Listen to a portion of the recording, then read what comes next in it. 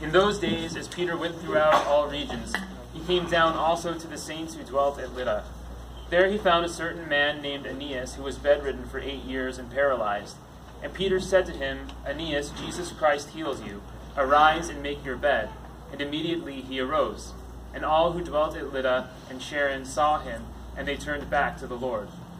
Now there was at Joppa a certain disciple named Tabitha, which means gazelle. She was full of good works and of charitable deeds which she did. And it came to pass in those days that she fell sick and died. And when they had washed her, they placed her in an upper chamber.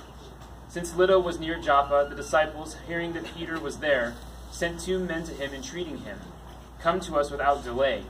So Peter arose and went with them. And when he arrived, they took him into the upper chamber.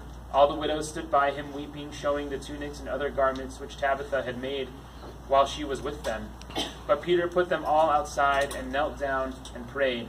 Then turning to the body, he said, Tabitha, arise.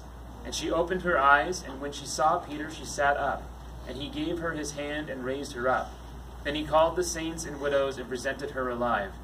And it became known throughout all Joppa, and many believed in the Lord. Peace be to thee that readeth.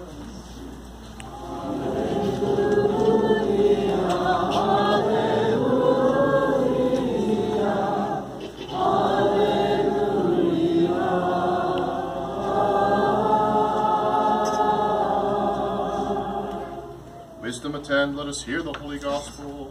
Peace be with you all. And with thy spirit. Reading from the Holy Gospel according to St. John. Glory to thee, O Lord, glory to thee. Let us attend. At that time Jesus went up to Jerusalem.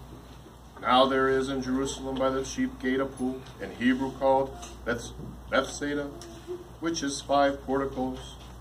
In these lay a multitude of invalids, blind, lame, paralyzed, waiting for the moving of the water. For an angel of the Lord went down at certain seasons into the pool, and troubled the water. Whoever stepped in first, after the troubling of the water, was healed of whatever disease he had. One man was there who had been ill for 38 years. When Jesus saw him and knew that he had been lying there a long time, he said to him, Do you want to be healed?